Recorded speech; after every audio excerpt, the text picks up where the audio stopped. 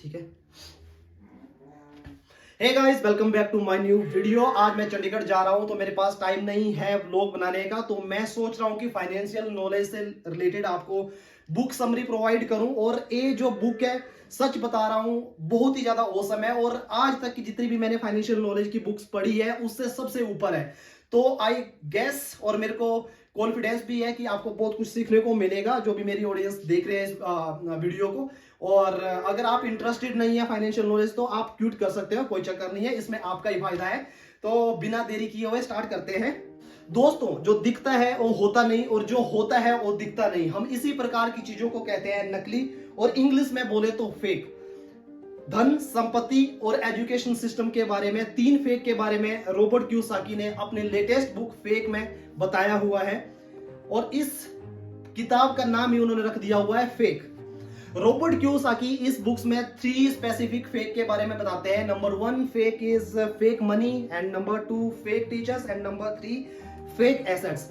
कि कैसे fake money हमें गरीबों को और ज्यादा गरीब बनाता है और अमीरों को अमीर बनाता है, बिकॉज उनको पता ही नहीं चलता कि फेक मनी क्या है, रियल मनी क्या है, और उसी जाल में फंसते रहते हैं। और एंड पे जो भी उन्होंने सेविंग, इन्वेस्टमेंट कुछ भी किया होता है, थोड़ा बहुत पैसा कमाया होता है, वो उनका उतना ही रह जाता है और उसी जाल में फंसे रहते हैं और एंड तक कभी भी अमीर नहीं बन पाते। दूसरा फेक टीचर। फेक टीचर्स के बारे में ऐसा बताया हुआ है कि 90% हमारे जो टीचर्स होते हैं और एजुकेशन सिस्टम होता है वो हमें उतना ही पढ़ाता है जितना कि लाइक हम इंप्लॉय बन सके, ना कि इंप्लॉयर बन सके। दूसरी बात कि पहले जो भी जब एजुकेशन सिस्टम हमारा स्टार्ट हुआ था तो इसीलिए स्टार्ट किया था कि ताकि कैपिटलिस्ट को और इंडस्ट्रियलिस्ट को ज्यादा से ज्यादा इंप्लॉइज मिल सके, अच्छे इंप्लॉइज मिल सके और उनको अच्छे इंप्लॉइज की कमी बिल्कुल भी ना हो। लेकिन अब बहुत कुछ चेंज हो चुका है और आपने सुना होगा कि पहले हमारे बाप दादा या परदादा जो भी है, अगर 3-4 भी पढ़ते थे तो उनको सरकारी नौकरी मिल जाती थी। लेकिन आजकल ऐसा नहीं है। आप देख पा रहे होंगे कि ग्रेजुएट, पोस्ट ग्रेजुएट और हायर एजुकेशन लिए हुए, डिग्री लिए हुए लोग भी आजकल बेरोजगार हैं, उनको कोई भी नौकरी नहीं है। तो इसी का सबसे बड़ा रीजन है क्योंकि हमारे जो टीचर्स हैं, हमारा जो एजुकेशन सिस्टम है वो टोटली फेक है। रॉबर्ट कियोसाकी कहते हैं इस बुक में कि वो टोटली फेक है।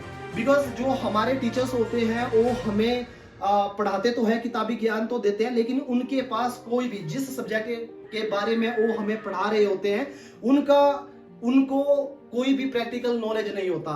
फॉर एग्जाम्पल लेट्स से कि अगर कोई अकाउंट्स का आपको पढ़ा रहा है लेकिन उसको रियल लाइफ एक्सपीरियंस नहीं होगा, 100% नहीं होगा। सबसे बड़ी चीज जो है, हमें स्कूल कॉलेजेस में हर एक सब्जेक्ट पढ़ाते हैं, लेकिन फाइनेंशियल नॉलेज से रिलेटेड जो भी सब्जेक्ट होते हैं जो हमारी लाइफ में बहुत ही ज्यादा इम्पैक्ट, पॉजिटिव इम्पैक्ट डाल सकता है, वो हमें नहीं पढ़ाया जाता। और उसी करके जो है लॉटरी जीतने वाला बंदा भी दूसरे दिन या कुछ टाइम बाद जो है दोबारा से गरीब हो जाता है क्योंकि उसके पास फाइनेंशियल नॉलेज नहीं होता। तीसरा है फेक एसेट्स। लोग एसेट के बारे में बिल्कुल भी नहीं जानते कि कौन सी हमारी रियल एसेट है, कौन सी हमारी फेक एसेट है, और उसको रियल एसेट समझ के खरीद लेते हैं, लेकिन बाद में उनकी पॉकेट से पैसे जाते रहते हैं और एंड पे उनके पास नहीं होते और वो गरीब के गरीब ही रह जाते हैं। लाइक तीनों स्पेसिफिक फेक के बारे में अगर मैं इस एक ही वीडियो में बताऊं तो काफी ज्यादा हो जाएगा और आप लोगों को क्लियर नहीं होगा।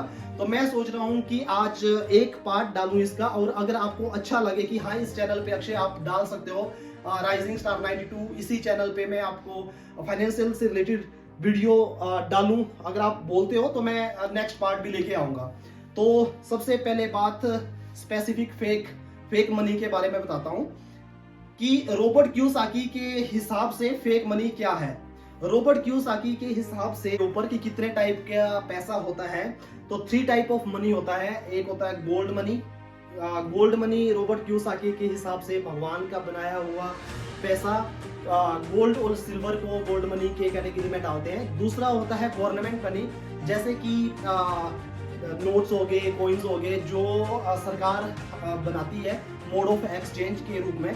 तो या गवर्नमेंट स्कीमें होगी, बैंक्स में जो भी पोस्ट ऑफिस में स्कीम्स होती है वो सारी गवर्नमेंट मनी के अंडर आती है। तीसरा है पीपल्स मनी, कि लोगों के द्वारा बनाया हुआ मनी, लाइक बिटकॉइन हो गया, इथेरियम हो गया, या क्रिप्टो करेंसीज होगी, ये सारी हमारी पीपल मनी के अंडर आती है। तो अब आप कंफ्यूज हो रहे होंगे कि फेक मनी इनमें से कौन सा है, रियल मनी इनमें से कौन सा है। तो इसके मेजर करने के लिए, इसको मापने के लिए तीन कंडीशन बताते हैं रॉबर्ट कियोसाकी। और तीन कंडीशन ये है, सबसे पहला जो खूबी होनी चाहिए रियल मनी के अंदर वो होनी चाहिए कि एक तो मोड ऑफ एक्सचेंज होना चाहिए कि हर कोई उसको एक्सेप्ट कर ले। जैसे पैसे हम देते हैं तो हर कोई एक्सेप्ट करता है, 10 का नोट है, 100 का नोट है, कोई भी, तो ये तीनों इस कंडीशन को फुलफिल करते हैं। और दूसरी कंडीशन है कि जो रियल मनी है वो मेजरेबल हो, कि काउंट कर सके, लाइक ग्राम्स पे, छोटे छोटे हिस्सों पे काउंट कर सके। तो तीनों के तीनों टाइप ऑफ मनी जो है इसको भी फुलफिल करते हैं।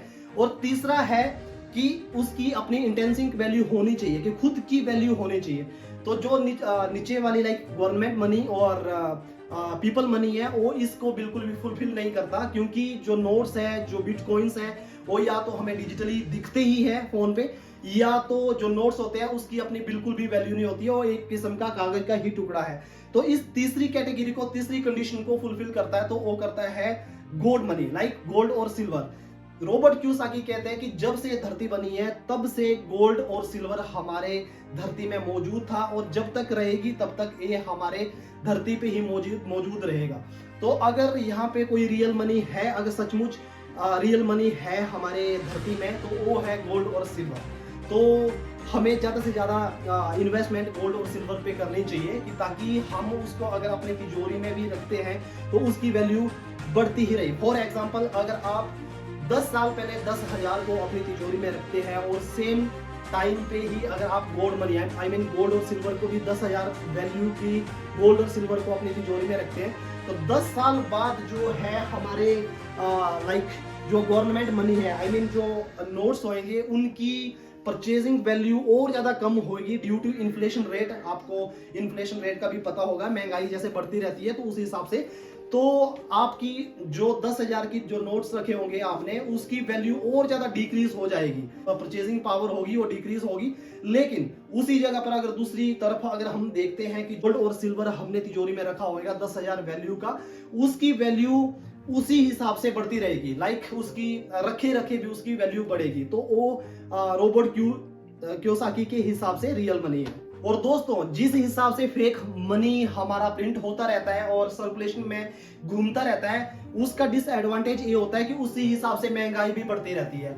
और अगर हम अपनी सेविंग कैश में ही करते हैं, लाइक बैंक में करते हैं या इन्वेस्टमेंट करते हैं, तो जो इन्फ्लेशन का इम्पैक्ट पड़ता है वो इन्वेस्टर के ऊपर भी पड़ता है, सेवर के ऊपर भी पड़ता है, जो कि हम सेविंग करते हैं। तो एंड पे पैसों को सेव करने वाला बंदा मूर्ख से महामूर्ख साबित होता है। लेकिन सेम टाइम पे अगर हम लाइक गोल्ड मनी के ऊपर इन्वेस्ट करते हैं, तो हमारे पास कोलेटरल भी बढ़ते हैं, हमें उसके अगेंस्ट लोन भी मिल सकता है, और हम उनका लाइक वैल्यू अपने आप में रखे रखे भी बढ़ते रहती है।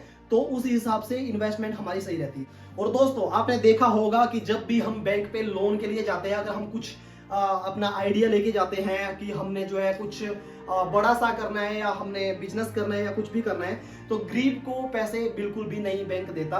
बैंक देता है जिनके पास कोलेटरल्स होते हैं। आप बोलोगे कि कोलेटरल क्या होता है? तो कोलेटरल लाइक ऐसी मोर्गेज आप कह सकते हो कि गिरवी रखने के लिए आपके पास कुछ ना कुछ होना चाहिए। जैसे बैंक बोलता है कि लोन के लिए आपकी प्रॉपर्टी के डॉक्यूमेंट्स चाहिए, या जैसे कि गोल्ड लोन भी प्रोवाइड करता है, तो उनको कोलेटरल बोलते हैं। और उसके बेस पे इंटरेस्ट रेट भी कम चार्ज करते हैं बैंक वाले, तो उसका भी एडवांटेज हो जाता है। और ऊपर से आपके पास कोलेटरल होने की वजह से जल्दी आपको लोन मिल जाता है, उस करके आप जो है अपना कोई बड़ा आइडिया जो भी आपने सोच रखा है, बिजनेस आप स्टार्ट कर सकते हो। तो ये फायदा होता है लाइक अगर आप गोल्ड मनी के ऊपर इन्वेस्ट करते हो तो। और दूसरी साइड गरीब बंदों के पास सिर्फ एक ही ऑप्शन होता है कि वो अपने पैसे कमाए, पैसे बचाए, बैंक पे, पीपीएफ अकाउंट पे, या अपने म्यूचुअल फंड पे, अलग अलग स्कीमों पे लगाएं। और जब उनको सरकार और बैंक उतना ही इंटरेस्ट रेट देते हैं जितनी की महंगाई होती है, तो एंड पे उनके पास कुछ भी नहीं बचता। अब लाइक अगर आप एग्जांपल के लिए मैं आपको बताऊं कि जैसे अगर हम आरडी में, एफडी में इन्वेस्ट करते हैं, या हम पीपीएफ अकाउंट पे इन्वेस्ट करते हैं, तो बैंक हमें इंटरेस्ट रेट प्रोवाइड करता है लाइक 7 से 8% या 6 से 7, अलग अलग वेरी करता है तो उतना ही नियर बाय हमारा महंगाई दर लाइक इन्फ्लेशन रेट होता है। तो हमें लग तो रहा होता है कि हमें लाइक अगर हमने 1 लाख रुपया बैंक में जमा करवाया तो बैंक हमें दे रहा है 7% पर एनम के हिसाब से। लाइक हमें जब 1 लाख के ऊपर 7% इन द सेंस कि नेक्स्ट ईयर 1,07,000 रुपए मिलेंगे। लेकिन सेम टाइम इन्फ्लेशन रेट भी बढ़ रहा है इन दी सेंस की जो परचेजिंग पावर है 1 लाख रुपए की वो अगले साल 1,07,000 ही होगी। तो इट मीन्स कि जब हम 1 लाख की चीज खरीदने जाएंगे तो अगले साल वो 1 लाख रुपए की चीज 1,07,000 रुपए की ही होगी। तो इन द सेंस कि हमें कुछ भी फायदा नहीं हुआ, लेकिन फिगर में हमें शो हुआ कि हमारा 1 लाख रुपए जो है 1,07,000 पहुंच चुका है। अगर हम गोल्ड मनी के ऊपर इन्वेस्ट करते हैं तो हमें 10 से 15% ग्रोथ रेट देखने को मिलता है, जो कि बहुत ही बड़ी बात है। अगर 10 से 15% लाइक 15% लेट से 15% हम लेते हैं तो 15 minus inflation rate like 7% is equal to 8। तो 8% हमारा नेट ग्रोथ रेट निकलता है। दूसरा स्पेसिफिक फेक है फेक टीचर। फेक टीचर्स के बारे में मैंने आपको बताया कि रॉबर्ट कियोसाकी के हिसाब से हमारे स्कूल कॉलेजेस में जो भी टीचर्स हमें टीच करते हैं उनमें से 90% टीचर्स फेक होते हैं। फेक इसलिए वर्ड यूज किया है रॉबर्ट कियोसाकी ने बिकॉज जो भी सब्जेक्ट वो पढ़ा रहे होते हैं उनको रियल लाइफ एक्सपीरियंस नहीं होता। लेट्स से कि कोई अकाउंट्स का आपको स्टडी करवा रहा है लेकिन उसने अकाउंटेंट का काम नहीं किया है, उसने सीए नहीं करी है, उसने लाइक रियल लाइफ एक्सपीरियंस नहीं लिया हुआ है, तो वो सिर्फ आपको किताबी ही ज्ञान प्रोवाइड करेगा। रियल लाइफ उससे बिल्कुल डिफरेंट होगी। तो आप रॉबर्ट कियोसाकी कहते हैं कि हम लोगों को अगर आगे बढ़ना है तो रियल टीचर की खोज में रियल टीचर के पास आपको ज्ञान लेना चाहिए कि जो जिसने भी काम किया। फॉर एग्जांपल कि अगर आपने कोई बिजनेस स्टार्ट करना है तो उन्हीं लोगों से पूछो कि जिन्होंने बिजनेस ऑलरेडी स्टार्ट किया हुआ है। ऐसा नहीं है कि आप किसी दूसरे बंदे को पूछ रहे हो कि बिजनेस हम कैसे स्टार्ट करते हैं, उसको बिजनेस का भी नहीं पता। तो तीसरा जो स्पेसिफिक फेक है वो है फेक एसेट्स। फेक एसेट्स का मतलब होता है कि बहुत सारे लोग कोई भी चीज हम खरीदते हैं, चाहे वो EMI पे खरीदते हैं, तो हमें बिल्कुल भी क्लियर नहीं होता कि ये जो है हमारी रियल एसेट्स है या फेक एसेट्स है। तो रॉबर्ट कियोसाकी के हिसाब से फेक एसेट्स वो है जो आपकी जेब से रेगुलर बेस पे आपके जेब से पैसा निकाल रहे हैं, that is called fake assets. लेकिन सेम टाइम ही अगर आप ऐसी जगह पर इन्वेस्ट करते हैं कि उसकी वजह से आपकी जेब में पैसे आते हैं तो that is called real assets.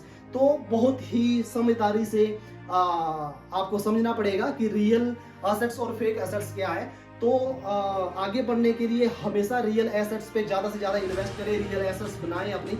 Real assets का एग्जांपल मैं आपको देता हूँ प्रॉपर्टी से रिलेटेड। जैसे प्रॉपर्टी होती है आपकी रेंटल प्रॉपर्टी कह सकते हैं, तो अगर उसके लिए आपने लोन लिया हुआ है और उससे रिटर्न ज्यादा मिल रहे हैं, आई मीन प्रॉपर्टी से ज्यादा रिटर्न मिल रहे हैं, तो वो आपकी रियल एसेट्स हुई।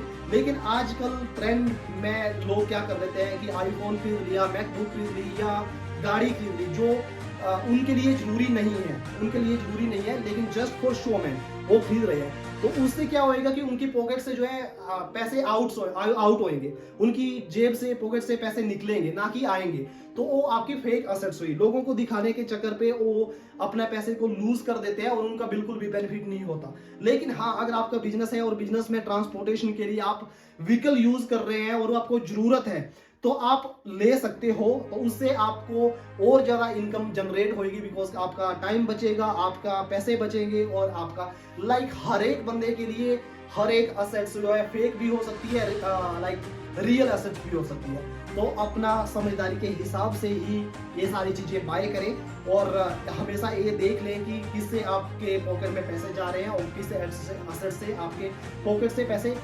बाहर निकल रहे हैं। Okay guys, that's all for today. आज की वीडियो में इतना ही। फिर मिलेंगे आपसे, न्यू ब्लॉग आएंगे। जैसे कि आपको पता है मैं चंडीगढ़ जा रहा हूँ, तो न्यू ब्लॉग आएंगे। तब तक के लिए जय हिंद, जय भारत।